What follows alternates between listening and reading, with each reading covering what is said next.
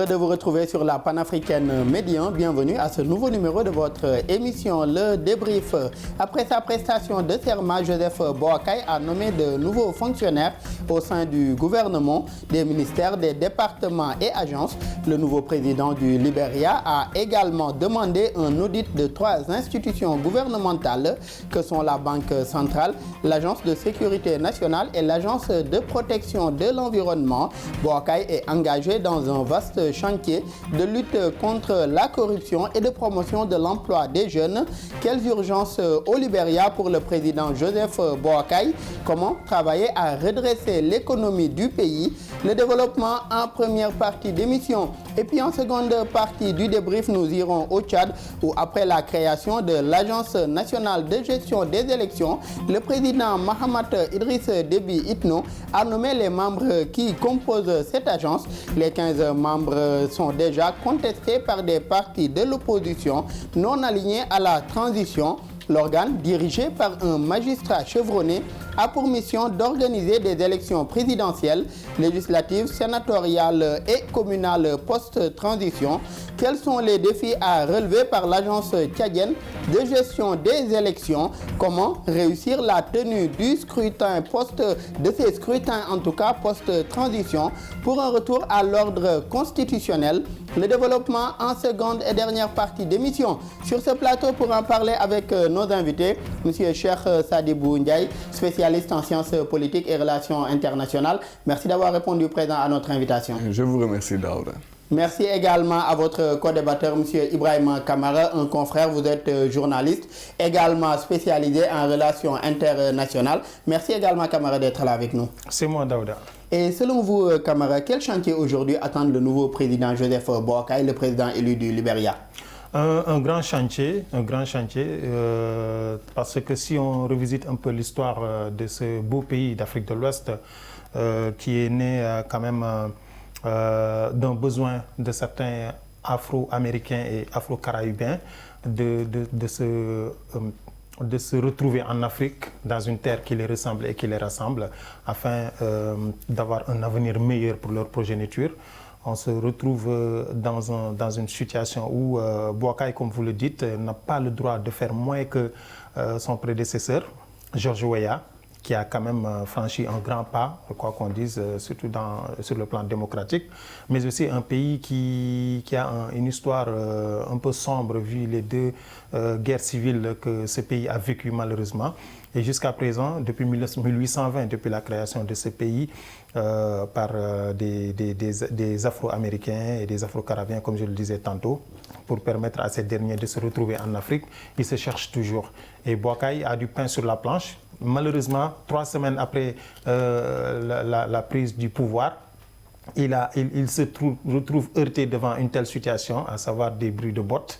Et il est en train de se chercher encore. Et aujourd'hui, on se pose beaucoup de questions, 10 000 questions. Souhaitons pour lui qu'il retrouve la quiétude qu'il faut afin de se lancer dans les chantiers, à savoir la lutte contre la corruption, contre la pauvreté. Et nous reviendrons tout à l'heure sur ce que vous venez d'aborder tout à l'heure, à savoir la question des femmes de soldats qui sont en grève et qui a conduit à une certaine situation. Mais selon vous, parmi les priorités que vous venez de citer, quelles doivent être les urgences aujourd'hui, les urgences auxquelles il doit en tout cas s'attaquer en premier, vu la situation du pays? La pauvreté, Daouda, à l'instar des autres pays d'Afrique de l'Ouest, l'extrême pauvreté, mais aussi surtout la sécurité, puisque c'est un pays qui regorge d'énormes ressources naturelles, mais malheureusement, c'est aussi la Sierra Leone fait partie des 20 pays les plus, le Libéria autant pour moi, voisin de la Sierra Leone.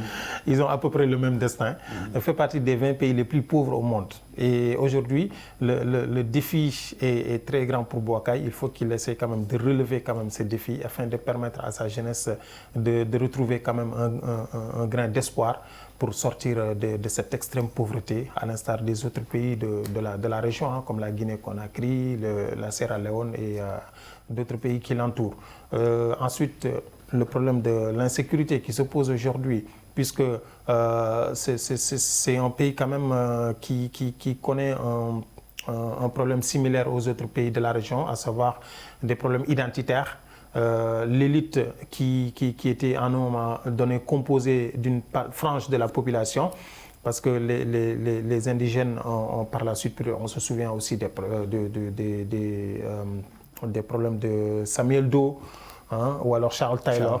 Donc, franchement, ce sont des pages sombres de l'histoire du Libéria qu'on ne souhaite pas revivre encore et que, comme vous le dites, hein, il a du pain sur la planche et il doit relever tous ces défis-là. On a l'impression que George Weah a enfin trouvé la grande porte, l'issue heureuse, et pour donner la main, passer la main à son prédécesseur et vaquer à d'autres occupations, puisque Weah avait quand même, il avait quand même à cœur de relever beaucoup de défis dans ce pays, mais il reste beaucoup de choses à faire. Et son mandat, malheureusement, ne lui a pas permis, en tout cas, de relever tous ces défis-là. Voilà. Et l'homme qui succède à Weah à ce poste, à savoir Joseph Boakai, est également un homme du Sérail qui a beaucoup d'expérience également par rapport à la situation du pays, par rapport à la politique libérienne et la gestion également des affaires publiques. Et Cheikh Sadibou, tout au début aujourd'hui, dans son développement, il y a Ibrahima Kamara qui avait commencé à aborder la question, à savoir la situation des femmes de soldats au Libéria. Seulement 10 jours après sa prise de fonction dans le premier gouvernement de Boakai, Prince Johnson, le ministre de la Défense, a présenté sa démission après juste 10 jours de prise de fonction. Cela fait suite à la pression croissante de ses épouses de soldats en service qui sont en colère contre les conditions de vie et de service de leur mari à la caserne appelée EBK de Chefin, des revendications relatives aux prestations de salaire, de retraite, aux bas salaires, à la corruption, à l'insuffisance également d'assurance, d'éducation, de logement, le manque même d'énergie et de services sociaux en général. Que vous inspire aujourd'hui cette situation héritée en tout cas du gouvernement Weah, c'est-à-dire de son prédécesseur? Bon, par rapport à votre question, je pense qu'elle a sa raison d'être. Parce que c'est ça que j'appelle les réalités du pouvoir. Parce que quand on est dans l'opposition, bon, on peut se permettre de dénoncer certaines choses qui se déroulent dans nos pays et tout ça, certes. Mais lorsqu'on tient le pouvoir, lorsqu'on tient l'appareil étatique, on se rend compte des problèmes structurels, mais aussi des problèmes internes qu'il y a au niveau des secteurs qui composent pratiquement un État. Donc, concernant ce pays-là, qui est le Libéria, on sait que c'est un pays qui a connu une trajectoire politique assez difficile, assez compliquée, parce que les militaires ont pratiquement dirigé ce pays des années 80 jusqu'aux années 2003. Mais ce bouffée d'air-là qui nous a permis, qu'on a vu avec Weah, donc on a vu vraiment la démocratie commencer à s'installer, comme vous l'avez dit lors de votre première question aussi, c'est-à-dire c'est les priorités vraiment du gouvernement Boakai. On a parlé des bruits de bottes avec ces femmes qui sont en train de revendiquer par rapport à ces problèmes-là. Mais pour vous dire tout simplement qu'actuellement, l'actuel président de la République, vraiment, sait très bien qu'il y a des problèmes internes, mais aussi il y a des problèmes assez anciens qu'il a hérités vraiment du gouvernement de Weah. Mais ce qu'il faut aussi prendre en considération, c'est que le Libéria fait partie de ces pays, des 20 pays qui ont des indices de développement humain assez faibles. Donc le taux de croissance est aussi assez faible. Donc si on peut citer ces critères-là, nous allons voir que c'est un pays qui a un très grand retard par rapport au développement qu'il doit y avoir dans nos pays-là. C'est ça que je répète toujours lorsque je viens dans ce plateau. Le développement, c'est satisfaire les besoins primaires. Donc il y a des besoins primaires qui frappent vraiment nos pays, que ce soit le Libéria, la Sierra Leone, le Sénégal. Et si nos États ne parviennent pas à satisfaire ces besoins primaires-là, il y aura toujours ce genre de problème-là. On va avoir des revendications au niveau de l'armée, de la police ou de la gendarmerie. C'est le même cas en Guinée, Guinée-Bissau, ainsi de suite. Donc pour vous dire tout simplement que certes, il vient d'arriver au pouvoir. Il n'a pas encore un an, mais normalement, il y a des prémices qui doivent nous permettre de savoir que ce président-là, en tout cas, il va prendre vraiment des chemins où il va prendre une voie qui va permettre à ce pays... Et d'ailleurs, juste pour vous suivre dans cette logique, il a commencé à poser de premiers actes dans ce sens, suite à une rencontre entre lui, le président Boakai, et ses femmes, les épouses des militaires. Les mesures, si après, ont été prises. Le rétablissement de l'électricité dans la caserne où elle loge, par le Liberia, la Liberia Electricity Corporation, la gratuité des frais de scolarité à l'école où sont leurs enfants également, et la mise sur pied d'une commission pour faire le suivi de toutes ces mesures-là.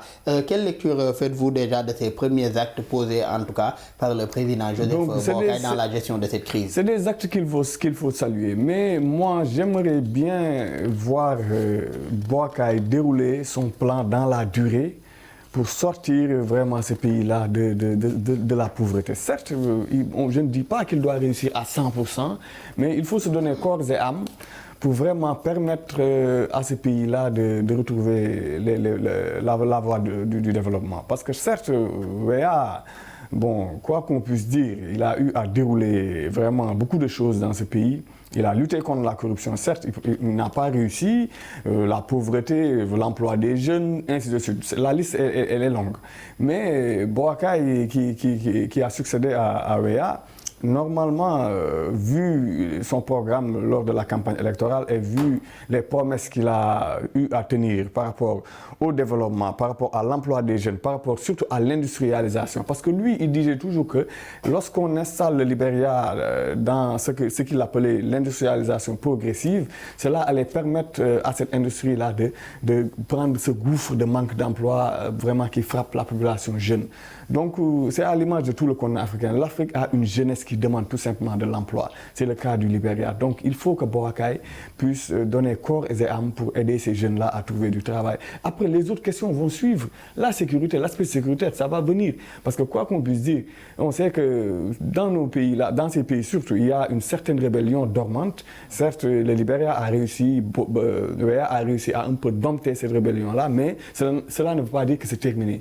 Mais il faut aller dans un sens, en tout cas, de continuer cette pacification, vraiment ce regroupement des Libériens autour de l'essentiel. L'essentiel, c'est la paix, c'est le développement. Parce que le monde d'aujourd'hui a changé. L'Afrique, la jeunesse africaine est en train de dérouler une nouvelle vision. On reste sur ce point-là que vous venez de soulever, le développement. Par rapport au développement du Libéria et à la question de l'emploi des jeunes, il y a Cheikh Sadibou qui, en tout cas, parle ou propose de la question de l'industrialisation du Libéria pour mieux aujourd'hui absorber toute cette masse de jeunes qui sont à la recherche d'emploi. Mais ne faudrait-il pas auparavant relever ce qu'on appelle le défi de l'accès à l'énergie, puisque pour une industrialisation également, il faut faciliter ou bien relever le défi de l'accès à l'énergie? Mais bien sûr, c'est impératif. Il y a des b.a.-ba quand même dans un pays, dans un pays normal. Les gens quand même ont besoin de se soigner quand ils sont malades, ils ont besoin d'amener leurs enfants à l'école, ils ont besoin de vivre dans des villes où il y a quand même de l'électricité et de l'eau potable, c'est le minimum. Mais malheureusement, nos gouvernants ont du mal à assurer ce minimum de vitalité. Et comme le disait tantôt Sadibou, je crois que nous avons l'habitude dans nos pays ouest-africains surtout de transférer les problèmes, les difficultés au lieu de les régler. Puisque même si Boakai reçoit les femmes de ces militaires qui manifestaient, le droit de leur mari, pas le droit, mais les droits de leur mari. Oui, parce que tout est parti des frais de mission qu'on devrait verser aux militaires qui étaient partis en mission au Mali, je crois. Et on se rend compte qu'il y a quand même un malaise au sein de l'armée libérienne. Et il est impératif de régler le problème à la source. Et ça commence à donner ses fruits, mais il faut régler le mal à la racine quand même. Et si ce problème perdure et dégénère, ça peut vraiment très très mal finir et on ne le souhaite pas. Et régler le mal à la racine, en tout cas le président Boakai tente de s'y atteler suite à la démission du ministre de la Défense après 10 jours de service. Pour faire face à la situation, il a nommé la générale de brigade à la retraite, Géraldine Georges, qui est la première femme en tout cas à occuper ce poste de ministre de la Défense, pour l'instant par intérim. Quel défi aujourd'hui de général Géraldine face à la situation aujourd'hui, surtout la question de ses épouses de soldats et la situation de l'armée? Bon, tout à l'heure, je parlais de la réalité du pouvoir. Donc, vous avez vu, Boakai a compris peut-être qu'il y a des décisions, il y a des mesures qu'il faut prendre d'urgence par rapport à la situation de ces dames-là. Donc, ça peut l'influencer par rapport à la nomination des membres de l'armée, ainsi de suite. D'une femme générale. D'une femme, en plus d'une femme générale. Donc, cela montre que donc Boakai est vraiment dans une mesure de vraiment vraiment essayer de contrôler cette situation-là, mais aussi de montrer à la population, mais aussi à l'armée, donc que des changements vont être entrepris en ce sens. Mais pour moi, le défi au niveau surtout de l'armée qui existe actuellement, c'est que l'armée libérienne n'est pas assez structurée pour le moment parce que vu les situations de coups d'État et de guerre civile qui se sont déroulées dans ce pays, donc l'armée est obligée vraiment d'essayer de se reconstruire. Donc cette reconstruction a été démarrée depuis longtemps avec même la CEDEAO, donc les troupes de la CEDEAO qui ont été là-bas, donc les Américains du Sud. Donc il y a des missions, que ce soit ici au Sénégal, au Mali ou d'autres à l'étranger. Donc l'armée libérienne est en train de faire des missions et des partenariats pour permettre de réorganiser vraiment... Professionnaliser son armée. Mais jusqu'à présent, on peut dire que ça reste, parce qu'on sait qu'il y a une réalité qu'il y a dans nos États, c'est-à-dire ces problèmes ethniques, ces problèmes communautaires aussi, qu'on retrouve au sein de nos armées. C'est pourquoi je dis que ce défi-là, il faut le relever, il faut réorganiser l'armée, faire comprendre aux militaires que vraiment leur rôle, ce n'est pas de prendre le pouvoir, leur rôle, ce n'est pas vraiment d'être dans une mission de coup d'État ou de vraiment de renverser le gouvernement, mais plutôt d'accompagner les actions du chef de l'État par rapport à la pacification, mais aussi par rapport à la sécurisation du pays, mais aussi éliminer toute poche de rébellion qui va naître pour essayer de déstabiliser ce pays-là, parce que jusqu'à présent, c'est un pays fragile. Comme tout à l'heure l'a dit M. Camara, le Libéria et la Sierra Leone, c'est pratiquement une même trajectoire. Et par rapport à cette fragilité-là, cher Sadibou, comment relever aujourd'hui ce défi de professionnalisation et de réorganisation de l'armée libérienne? Oui, donc on peut relever ce défi-là selon plusieurs manières. Déjà, il y a la coopération militaire.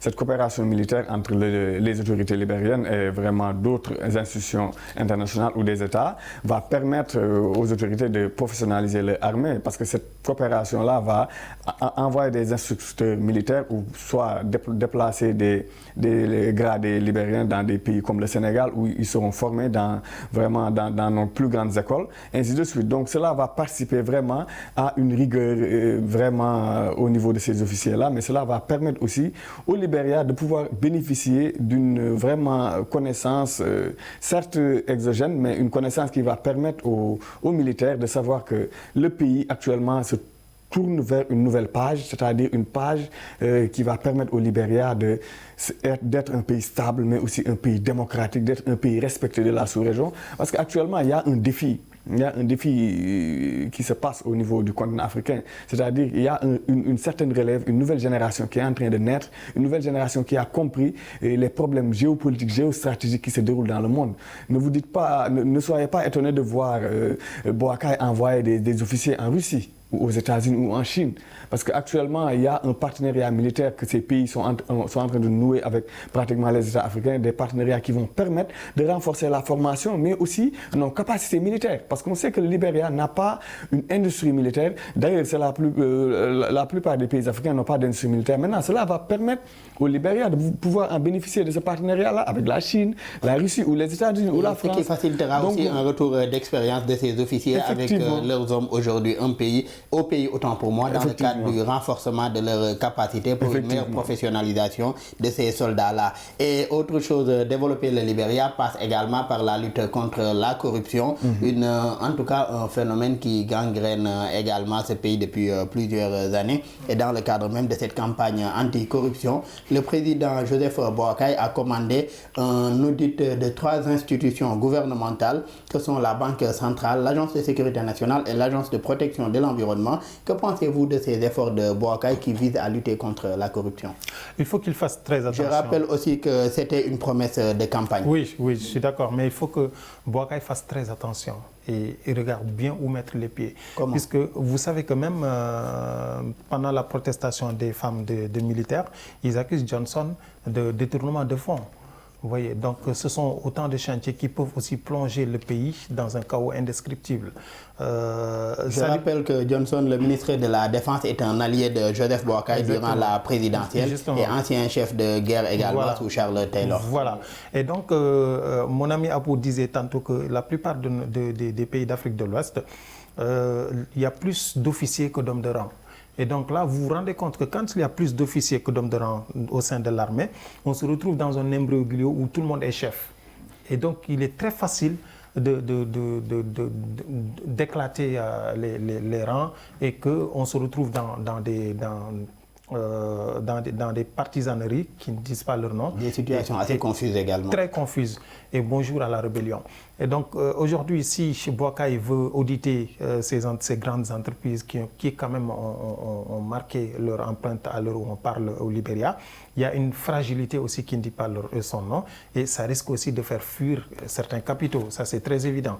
Donc nous sommes dans une situation... Mais aussi Ibrahima Kamara, si on reste dans cette logique-là, aujourd'hui, vous prenez les rênes d'une nouvelle entreprise ou bien d'un pays, la première chose que vous devez faire doit être également l'audit de la situation actuelle pour savoir ce que vous avez trouvé, ce qu'il y a à corriger et ce qu'il y a également à améliorer. Oui, je suis d'accord. Mais vous êtes censé savoir aussi que nous avons l'habitude d'assister à une chasse aux sorcières qui ne dit pas son nom souvent dans nos pays, puisque vous disiez tantôt que Boakai lui-même est un homme du sérail. Il était là et ce sont des gens qui vont et qui reviennent. On assiste à des clans, des cercles et des bandes de copains et d'amis qui, bon, parfois... Sadibou le disait tout à l'heure, avant d'arriver au pouvoir, vous pouvez imaginer des choses, mais une fois au sein du pouvoir, il y a des réalités qui vous rattrapent et donc ça peut plonger le pays dans un chaos indescriptible et malheureusement les populations risqueront de payer les pots cassés.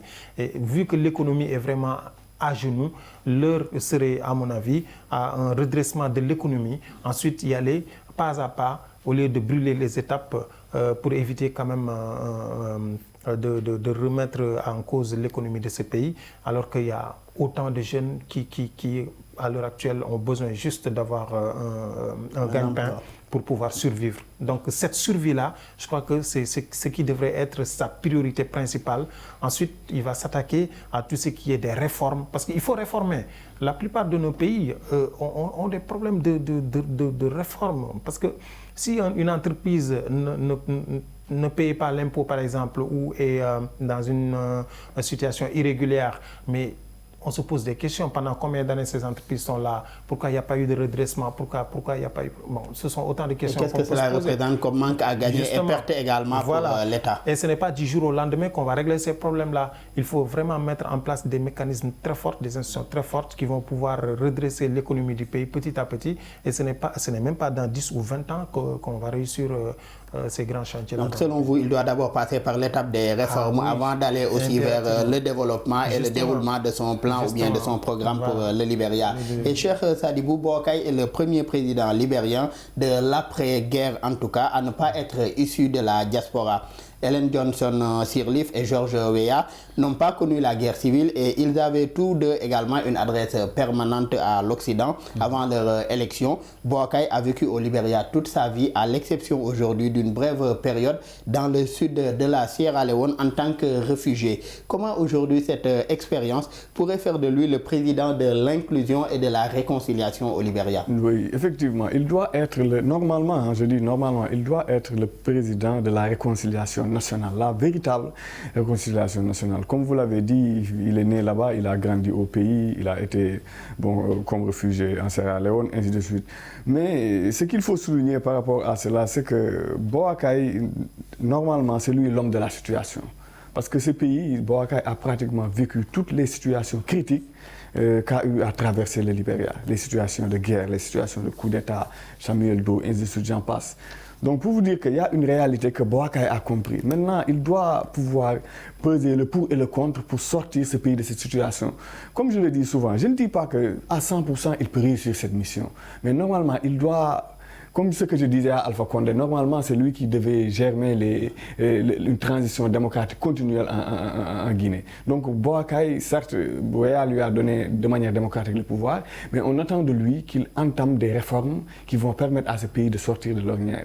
Parce que le niveau de l'IDH actuellement se trouve à 0,413%, si je ne me trompe, vers ces environs-là. Donc c'est un indice de développement humain extrêmement faible. Donc il y a une bonne partie de la population. Et une croissance qui était attendue cette année à 4% également. Oui. Mais même le taux de croissance d'Aouda, vous savez, bon, c'est des critères, ces critères qu'on donne là, le taux de croissance, l'IDH et tout ça. C'est bien, mais des fois, ça ne reflète pas le panier de la ménagère. Parce qu'on sait que même si on a un taux de croissance à 2 chiffres dans les pays africains, ça va directement dans la calebasse des multinationales. Donc on attend de Boakai qu'il puisse entamer des réformes, comme il l'avait dit aussi lors de la campagne, parce qu'il avait dit que les PME et les PMI, les GIE, ainsi de suite, ces petites entreprises industrielles qui sont au niveau du pays, il allait tout faire pour que les jeunes qui ouvrent ces PME et ces PMI puissent bénéficier de financements qui allaient permettre vraiment un développement individuel, mais aussi... Et d'ailleurs, par rapport à ce point que vous venez d'aborder, la question des PME et PMI, il a aussi lancé un vaste programme dans le cadre de l'emploi des jeunes, basé aujourd'hui sur les technologies de l'information et de la communication. En seconde partie du débrief, il sera question de parler du Tchad et de l'Agence nationale de gestion des élections. C'est tout de suite.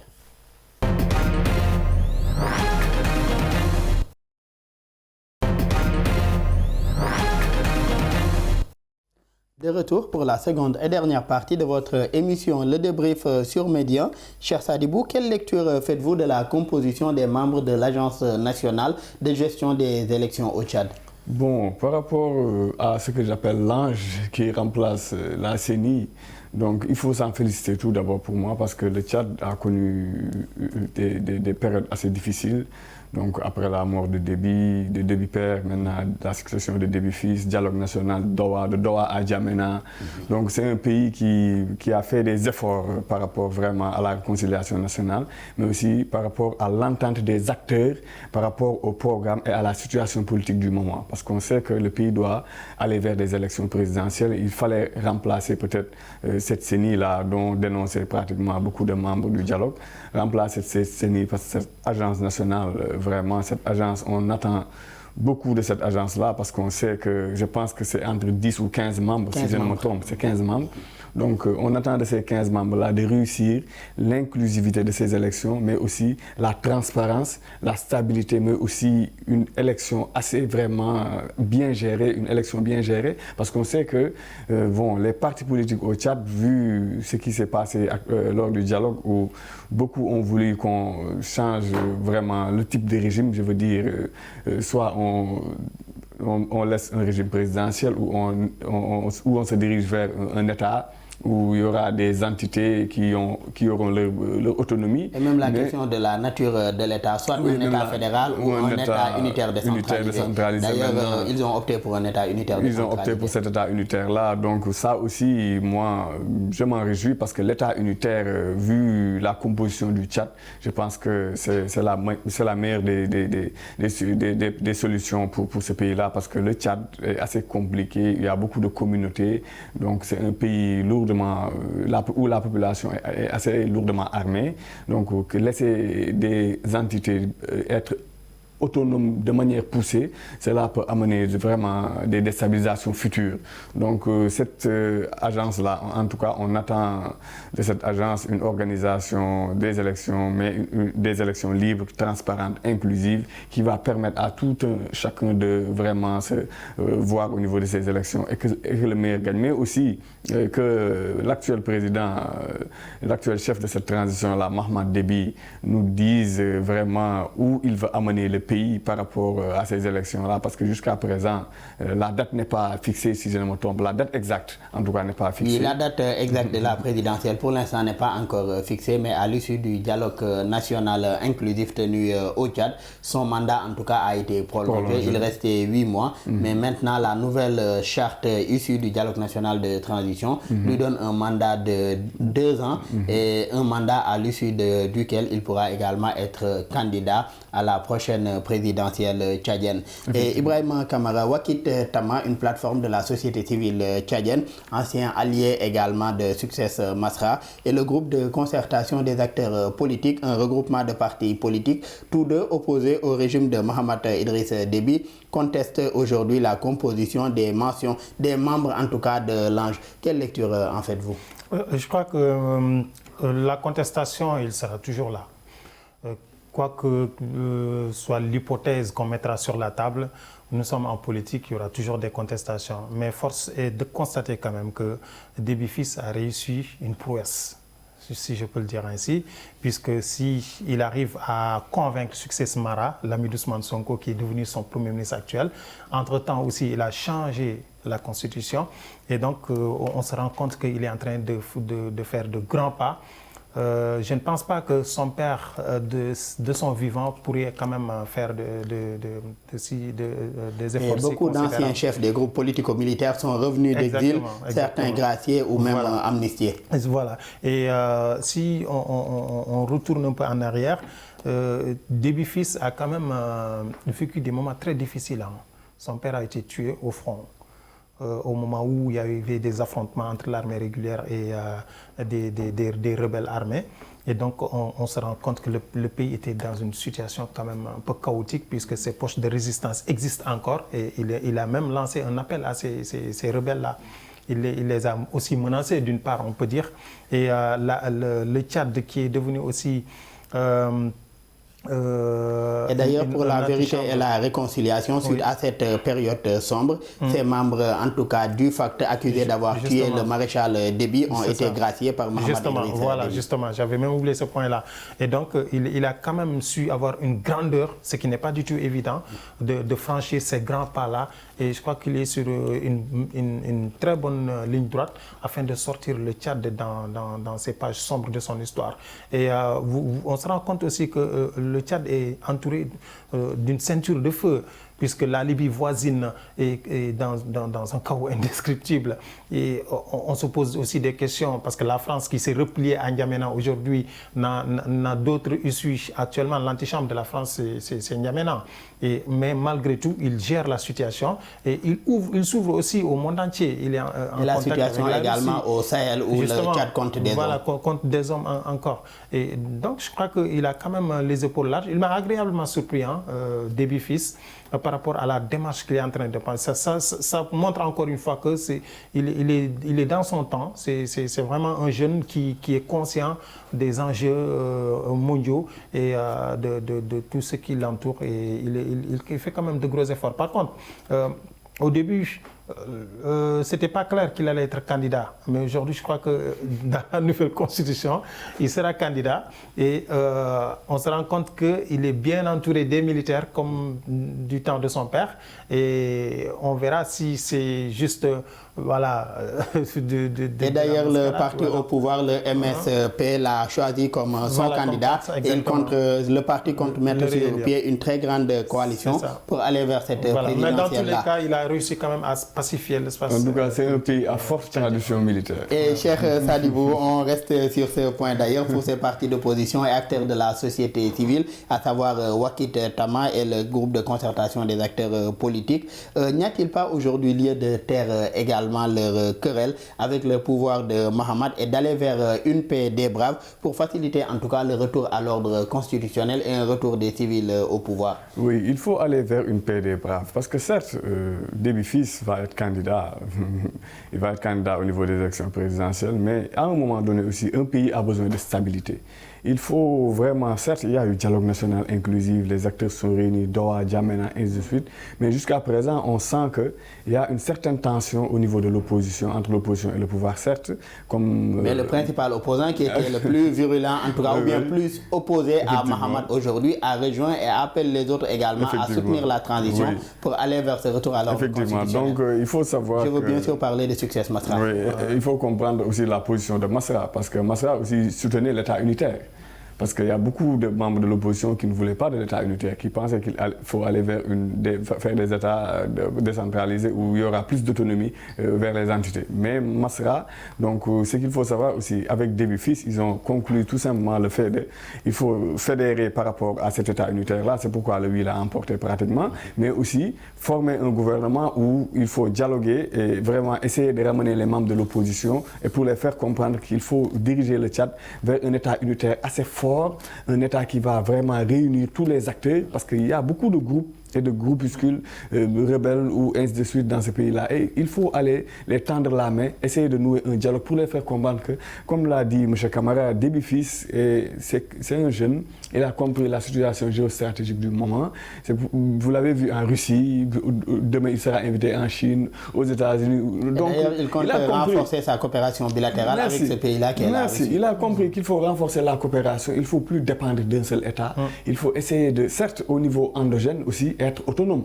Ça, il est en train, vraiment, il s'est inscrit sur cette voie, mais aussi, il a compris qu'il faut ouvrir vraiment les portes du Tchad, comme le disait Mao, que sans fleur s'épanouisse et que les écoles rivalisent. Donc, il a compris cela, c'est pourquoi il noue des partenariats avec la Turquie, la Chine, et ainsi de suite. Cela va permettre vraiment au Tchad d'en bénéficier de manière économique, mais aussi de manière géostratégique au niveau du Sahel. Le Tchad, vraiment, avec le G5 Sahel, qui n'existe pratiquement plus, le Tchad était un des plus grands membres de ce G5 Sahel-là. Le Tchad a envoyé des troupes au Mali. Et même dans le cadre de la lutte contre le terrorisme, le Tchad comptait le plus d'effectifs dans cette partie. Même du Sahel. au niveau de l'Union africaine, le Tchad faisait partie des plus grands contributeurs. Donc pour vous dire que c'est un État vraiment auquel l'Afrique compte, que ce soit la CEDEAO, l'Union africaine, l'organisation continentale, nous comptons sur le Tchad par rapport à ces problèmes qui se passent au niveau vraiment de nos sous-régions, mais aussi du continent.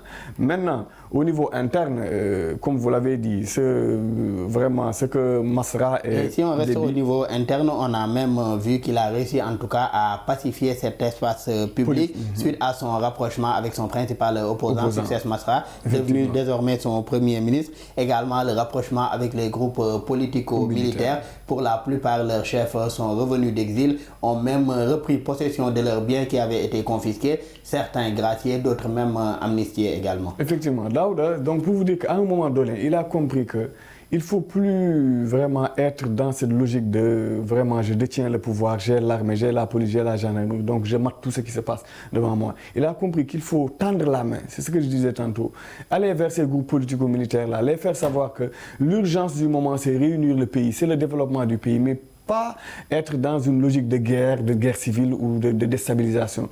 Donc, comme l'a dit M. Camara, en tout cas, Déby Fils est sur une très bonne voie. Donc, il faut l'encourager par rapport à cela, mais aussi aller vers des élections libres et démocratiques. Pour moi, c'est la plus grande voie vers des élections libres et démocratiques. Et d'ailleurs, l'ancien Premier ministre Saleh Kebzabo, à savoir le prédécesseur de Succès Masra au poste, a pris fonction comme médiateur de la République du Tchad. Le poste a été supprimé lors du Forum national inclusif de 2018, instituant la 4e République. Selon vous, aujourd'hui, quel rôle pourrait jouer le nouveau médiateur de la République dans la pacification de l'espace politique ou de l'espace public tchadien, surtout au vu de son expérience, de l'expérience de Kebzabo dans la politique et même dans la gestion des affaires publiques? Je rappelle qu'il était opposant à Déby Père, à savoir le maréchal Déby. Déby, oui.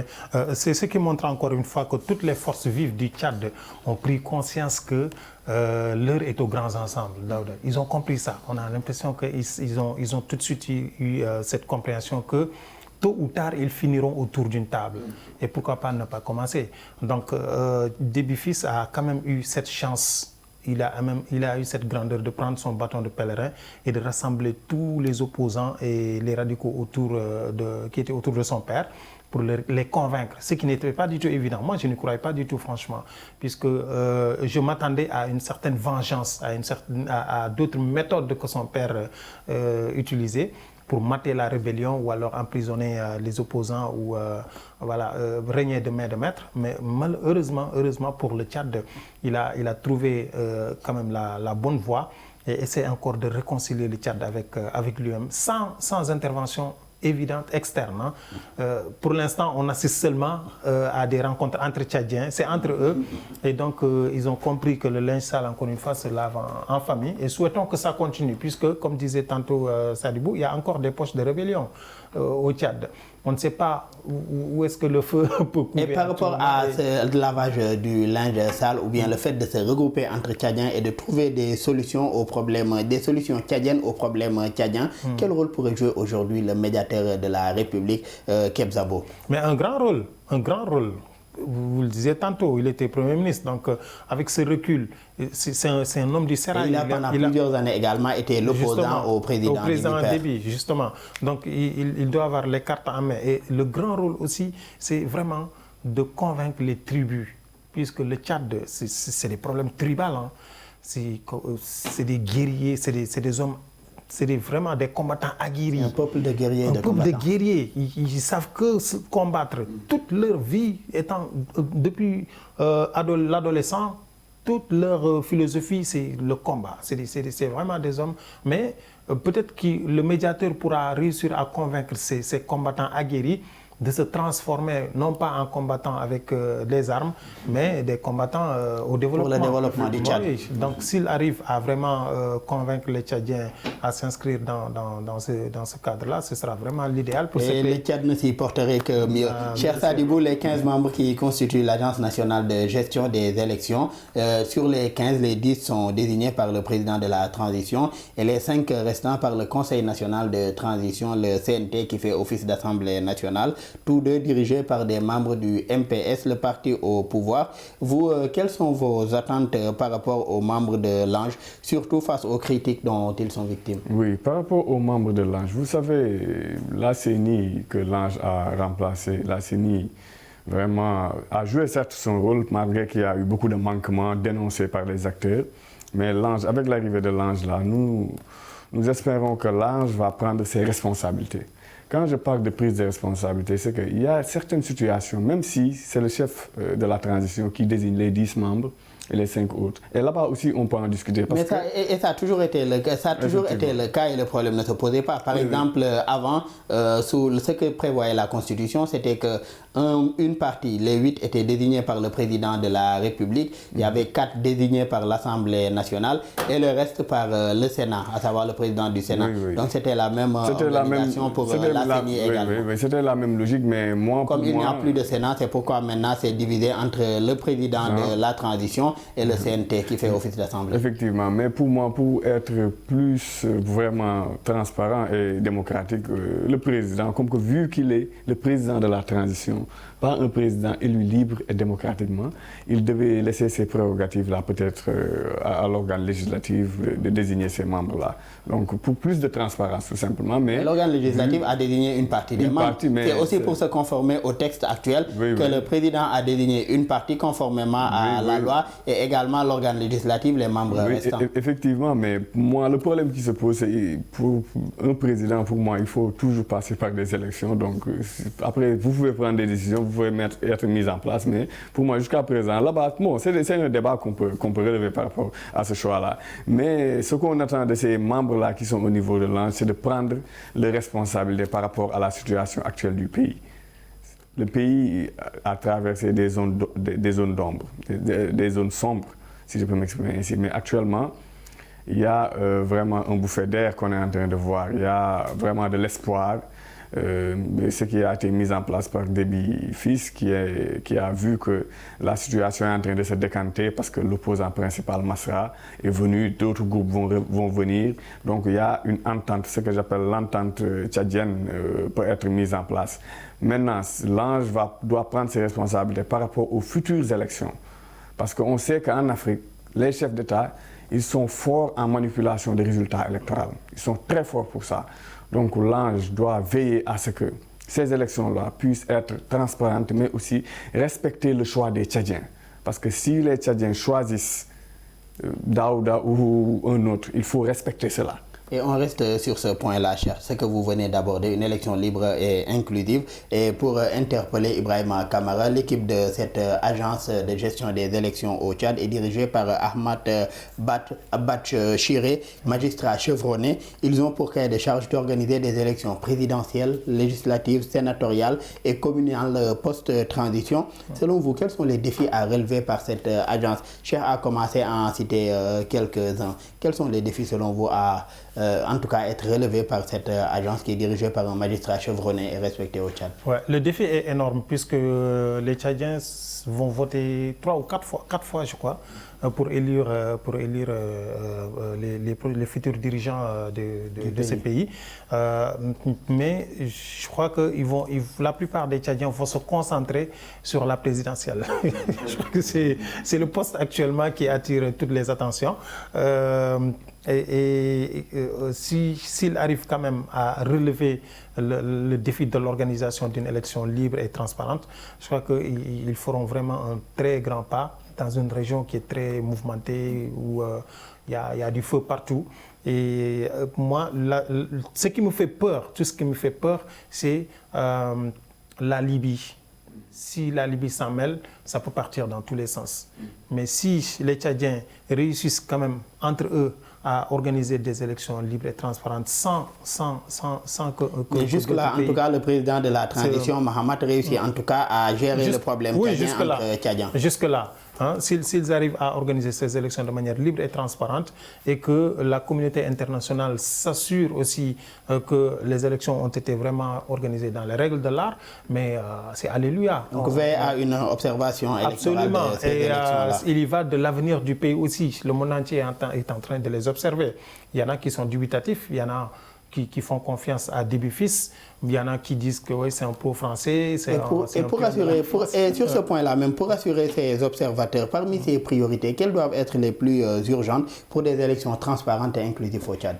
Mais c'est le fait de mettre en place un fichier électoral, un processus électoral transparent et fiable, accepté par tous. Il y aura certes des contestations. Il n'y a aucun pays au monde où vous mettez... C'est pas possible. Il y aura des contestations. Mais on n'aura jamais l'unanimité. Mais l'idéal serait quand même... Même aux États-Unis, Trump conteste. Justement. Donc l'idéal serait quand même de mettre ce processus sur place et que tout le monde soit au courant du processus et que, comme disait Sadibou, que les élections soient transparentes. Il faut que ce soit transparent et libre.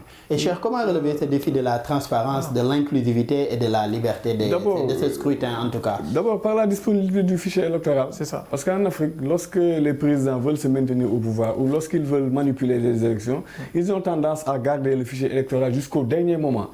Maintenant aussi, il faut la cartographie électorale pour que les Tchadiens, pour que les partis politiques puissent savoir qui et qui vote, où se trouvent les lieux de vote et qui vont voter. Le fichier électoral, la cartographie électorale, le matériel électoral, aussi l'organisation normale de ces élections-là. Donc, si tout ça c'est disponible, vraiment ce pays va se diriger vers les élections transparentes et libres. Mais aussi permettre aux observateurs internationaux, même aussi internes, de pouvoir avoir accès dans tout le territoire tchadien, que ce soit ça, nord, sud, est, ouest, partout, Djamena, un peu partout.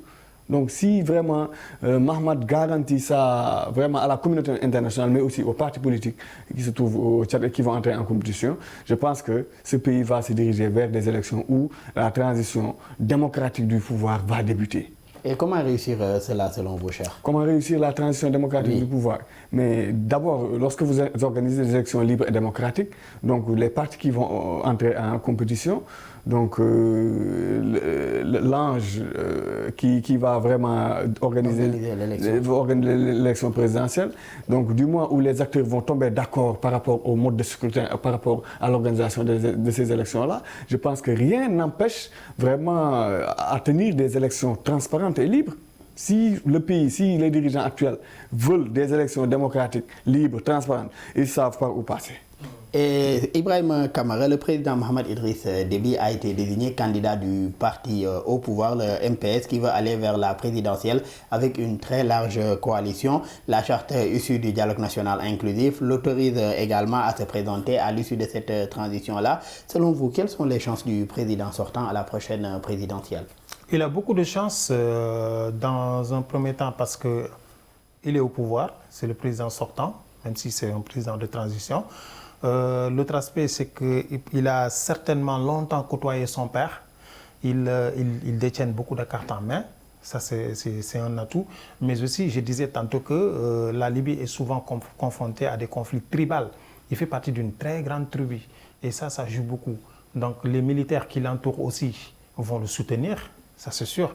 Et vu que c'est un État gendarme qui a longtemps été un État dictatorial, comme le qualifient souvent certains observateurs. Une image, en tout cas, qu'il cherche à changer sous son ministère. Justement, mais ce sont quand même des atouts qui peuvent profiter à Déby Fils. Et il a aussi le soutien de la France, disons-le.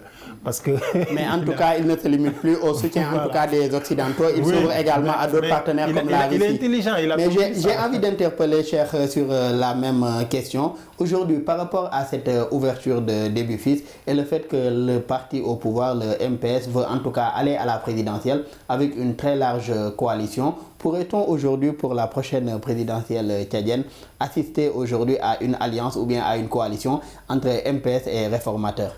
Oui, on peut assister à cette nouvelle alliance, comme vous l'avez dit, par rapport à la situation géostratégique du moment. Déby Fils, il a été intelligent parce qu'il sait qu'il faut diversifier le partenariat en allant en rue. Parce qu'actuellement, le monde est en train de changer. Quoi qu'on puisse dire, il y a un changement qui est en train de s'opérer au niveau mondial, mais aussi au niveau africain. Vous avez vu la guerre russo-ukrainienne, l'AES qui a été créée, l'Alliance des États du Sahel. Donc la CEDEAO qui est en train d'être fragilisée. Tous ces aspects-là vont influencer ces acteurs-là. Même Mahamat Déby, je pense c'est quelqu'un qui s'informe, c'est quelqu'un qui connaît l'actualité de la sous-région. Donc l'actualité géopolitique actuelle pourrait constituer un atout pour lui pour éviter en tout cas que les mêmes erreurs ne soient répétées. Ça va constituer un atout parce que les problèmes politiques au Sénégal où pratiquement l'opposition et le pouvoir, chaque parti se braque dans sa position. Mais certes, on va se diriger vers des pourparlers. Mais pour vous dire, cela peut influencer Mahamat Déby, qu'il a compris qu'il faut tendre la main tout simplement. Lorsqu'on détient le pouvoir, vous savez, lorsqu'on a tendance à exercer trop de pouvoir sur la population, tôt ou tard, ces populations-là vont se révolter. Il ne faut pas suivre ces prédictions de Machiavel où le prince doit être fort, le prince doit être méchant. Non, non, non. Le prince, il doit être gentil parce que le prince dirige une population, des hommes et des femmes qui ont pris la destinée de leur pays et l'ont donné à un seul homme. Et cet homme-là doit être en capacité de répondre aux aspects de cette population. Sinon, nous allons voir nos pays continuer à être déstabilisés. Et le pouvoir de ce Léviathan-là émane aujourd'hui de la base où aujourd'hui chacun a abandonné une parcelle de sa souveraineté au profit de ce Léviathan-là pour aujourd'hui qu'il gère toute cette souveraineté et qu'il les gouverne. Malheureusement, nous en sommes à la fin de cette émission. Je rappelle que nous recevions M. Cheikh Sadibou Ndiaye, spécialiste en sciences politiques et relations internationales. Merci encore, Cheikh Sadibou, et toujours un plaisir de partager le plateau avec vous. Merci. Merci beaucoup également à un confrère, M. Ibrahima Kamara. Également un immense plaisir de toujours partager le plateau avec vous. Merci. Vous êtes journaliste et spécialisé en relations internationales. Merci encore d'avoir été là. C'est moi qui vous remercie, Daouda. Merci aussi aux collègues de l'équipe technique pour les facilitations et pour la réalisation de cette émission. Merci à vous tous qui nous suivez et très bonne suite de programme sur nos antennes.